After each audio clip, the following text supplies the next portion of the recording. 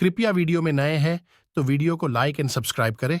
वनवास जाने से पूर्व पांडवों ने श्री कृष्ण से कहा, अभी यह द्वापर का अंतकाल चल रहा है। आप हमें बताइए कि आने वाले कलयुग में कलिकाल की गति क्या और कैसी होगी। श्री कृष्ण कहते हैं, तुम पांचों भाई वन में जाओ और जो कुछ भी दिखे वह आकर मुझे बताओ, मैं तुम्हें उसका प्रभाव बताऊंगा। पांचों भाई जब वन में रहने लगे तो एक बार चारों भाई अलग अलग दिशाओं में वन भ्रमण को निकले। पांचों भाइयों ने वन में जो देखा उसको देखकर वे आश्चर्यचकित रह गए। युधिष्ठिर ने यह देखा। युधिष्ठिर भ्रमण पर थे तो उन्होंने एक जगह पर देखा कि किसी हाथी की 2 सूंड है। अर्जुन ने यह देखा। अर्जुन दूसरी दिशा में भ्रमण पर थे। जंगल में उन्होंने देखा कि कोई पक्षी है, उसके पंखों पर वेद की रचाएं लिखी हुई हैं, पर वह पक्षी मुर्दे का मांस खा रहा है। भीम ने यह देखा। भीम ने जंगल में जो देखा वह भी आश्चर्यजनक था। उन्होंने देखा कि गाय ने बछड़े को जन्म दिया है। जन्म के बाद वह बछड़े को इतना चाट रही है कि बछड़ा लहूलुहान हो गया। सहदेव ने यह देखा।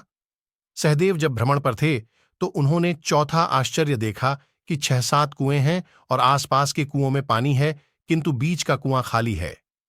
बीच का कुआं गहरा है, फिर भी पानी नहीं है। नकुल ने यह देखा। नकुल ने भी एक आश्चर्यजनक घटना देखी। नकुल ने देखा कि एक पहाड़ के ऊपर से एक बड़ी सी शिला लुढ़कती हुई आती है और कितने ही विशालकाय वृक्ष एवं शिलाओं से टकराकर उनको नीचे गिराते हुए आगे बढ़ जाती है। विशालकाय वृक्ष और शिलाएं भी उसे रोक न सके। अंत में एक अत्यंत छोटे पौधे का स्पर्श होते ही वह शिला स्थिर हो गई। पांचों भाइयों ने जंगल से लौटकर श्रीकृष्ण को अपने अनुभव सुनाए। सबसे पहले युधिष्ठिर ने कहा कि मैंने तो पहली बार 2 सूंड वाला हाथी देखा। यह मेरे लिए बहुत ही आश्चर्यजनक था। तब श्रीकृष्ण कहते हैं, हे धर्मराज, अब तुम कलिकाल की सुनो। कलयुग में ऐसे लोगों का राज्य होगा जो दोनों ओर से शोषण करेंगे। बोलेंगे कुछ और करेंगे कुछ, मन में कुछ और कर्म में कुछ। ऐसे ही लोगों का राज्य होगा। इससे तुम पहले राज्य कर लो। युधिष्ठिर के बाद अर्जुन ने कहा कि मैंने जो देखा वह तो इससे भी कहीं ज्यादा आश्चर्यजनक था।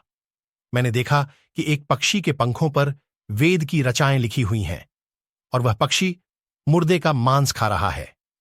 तब श्रीकृष्ण कहते हैं, इसी प्रकार कलयुग में ऐसे लोग रहेंगे जो बड़े ज्ञानी और ध्यानी कहलाएंगे। वे ज्ञान की चर्चा तो करेंगे, लेकिन उनके आचरण राक्षसी होंगे। बड़े पंडित और विद्वान कहलाएंगे, किंतु वे यही देखते रहेंगे कि कौन सा मनुष्य मरे और हमारे नाम से संपत्ति कर जाए। हे अर्जुन, संस्था के व्यक्ति विचारेंगे कि कौन सा मनुष्य मरे और संस्था हमारे नाम से हो जाए। हर जाति धर्म के प्रमुख पद पर बैठे विचार करेंगे कि कब किसका श्राद्ध हो, कौन कब किस पद से हटे और हम उस पर चढ़े। चाहे कितने भी बड़े लोग होंगे, किंतु उनकी दृष्टि तो धन और पद के ऊपर, मांस के ऊपर ही रहेगी। ऐसे लोगों की बहुतायत होगी, कोई कोई विरला ही संत पुरुष होगा। अर्जुन के सवाल के जवाब के बाद भीम ने अपना अनुभव सुनाया।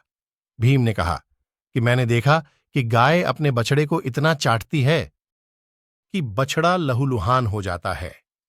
तब श्री कृष्ण कहते हैं, कलयुग का मनुष्य शिशुपाल हो जाएगा। कलयुग में बालकों के लिए ममता के कारण इतना करेगा कि उन्हें अपने विकास का अवसर ही नहीं मिलेगा। मोहमाया में ही घर बर्बाद हो जाएगा। किसी का बेटा घर छोड़कर साधु बनेगा तो हजारों व्यक्ति दर्शन करेंगे, किंतु यदि अपना बेटा साधु बनता होगा तो रोएंगे कि मेरे बेटे का क्या होगा।